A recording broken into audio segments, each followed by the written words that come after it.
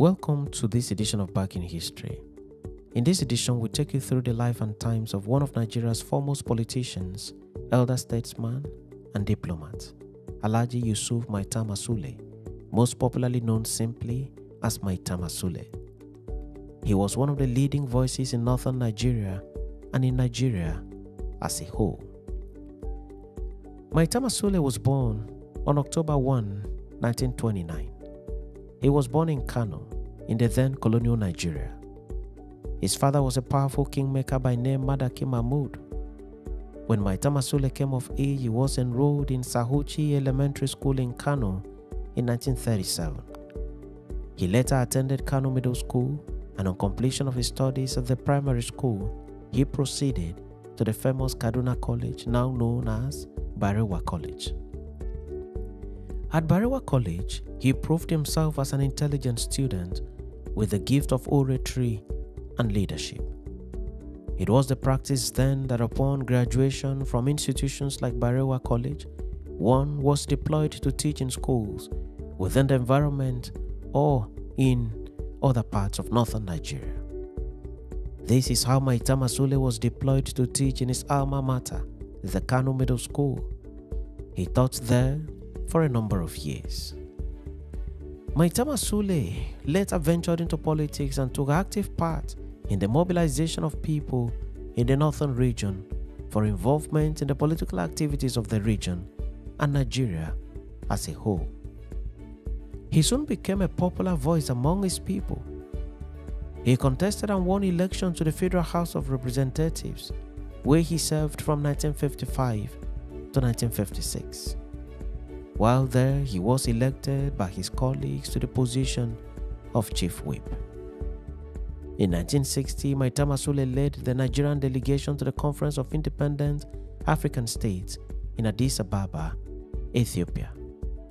In 1976, Maitama Sule became the Federal Commissioner for Public Complaints, a position that made him the nation's pioneer ombudsman, a job he executed so well to the admiration of many. During his time in the said office, Maitama Sule approached complaints from the perspective of the ordinary man. He simplified the process, and several persons became drawn to his style. He tackled complaints from the masses in the most simple and most efficient manner. Maitama Sule continued waxing stronger in the political space and contributed immensely to national discussions. In January 1966, Nigeria suffered a huge setback following the first military coup that was staged in the country by some army majors and which led to the killing of Nigeria's first-generation political leaders. Maitama Sule spoke against the coup at several fora. The country forged on, with the likes of Maitama Sule still actively involved in the happenings that defined the country. The military had seized power from January 1966, when General Agui Ironsi became the military head of state, down to July 1966, when he was succeeded by Lieutenant Colonel Yakubu Gowon, down to 1975, when Gowon was succeeded by General Murtala Mohammed, who was later succeeded by General Olusegun Obasanjo. During these years, there was no room for civilians to take up leadership roles in the country. Obasanjo later lifted the ban on political activities and prepared the country for democratic elections. Maitama Sule then returned to the political space and again took active part in the politics of the North and of Nigeria. It has been reported that Maitama Sule was a preferred presidential candidate of the National Party of Nigeria, NPN, in the build-up to the 1979 presidential election. He was such a popular politician, and for many, his chances of success were really bright.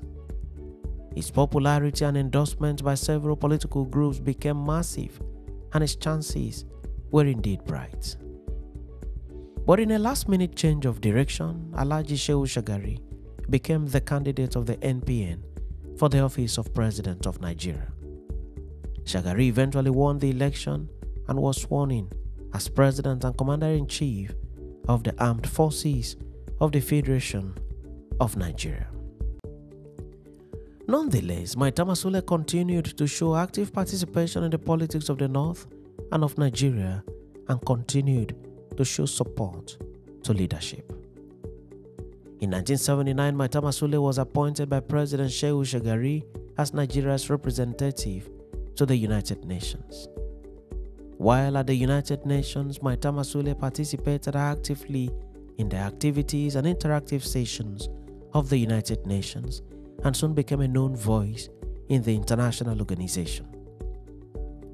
At that time, South Africa was still under the clutches of apartheid, and when the United Nations took a decision to constitute a special committee against apartheid, Nigeria's Maitama Sule was appointed as the chairman of the special committee. Maitama played his role creditably to the admiration of many. President Shehu Shagari eventually served out his first 4-year term and contested for a second term. He won the election and was sworn in 1983. Following his re-election, President Shagari appointed Maitama Sule as the Minister for National Guidance.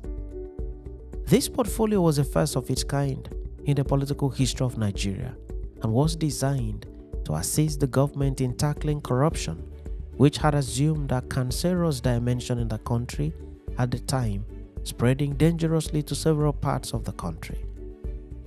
Maitama was prepared for the office, but President Shagari's second term was truncated by the military almost immediately after takeoff by Major General Muhammadu Buhari and his military associates, and Maitama Sule could barely settle into his new office, let alone carry on the enormous responsibility expected of him in the said office. For several years, Maitama Sule remained a pivotal figure in the politics of Nigeria, and his voice was a recurring decimal in almost every discourse of national importance. He was a highly respected statesman, but later in his life, he made a statement that appears to have tainted his all-time pan-Nigerian and nationalistic reputation and was highly criticized by many when he said as follows, quote, "Everyone has a gift from God. The Northerners are endowed by God with leadership qualities. The Yoruba man knows how to earn a living and has diplomatic qualities. The Igbo man is gifted in trade, commerce, and technological innovation. God so created us equally, with purpose and different gifts." End of quote. This statement was interpreted by a number of persons to mean a preference for northern political domination of the country. The statement was unacceptable to many people who had always seen Maitama Sule as a true Nigerian without primordial sentiments. Maitama Sule later used every given opportunity to redeem his image by reasserting his commitment to equality of all citizens. Maitama Sule kept aging gracefully as the years passed by. Even at old age, he continued to talk about Nigeria. He continued to grant interviews to several newspapers and other media houses. On July 3, 2017, Maitama Sule passed on to the great beyond. He was aged 88. He was committed to Mother Earth in line with the tenet of Islam, a religion which Maitama Sule was an ardent follower. The news of the demise of Maitama Sule expectedly elicited instant reactions from notable Nigerians, among whom were then President Muhammadu Buhari, Acting President Yemi Osinbajo, Senate President Bukola Saraki, Speaker, House of Representatives Yakubu Dogara, and then APC National Leader Asiwaju Bola Ahmed Tinubu, and many others. The then acting president Yemi Osinbajo in his tribute observed that Maitama Sule was a great Nigerian leader and committed nationalist who positioned himself as an agent of unity.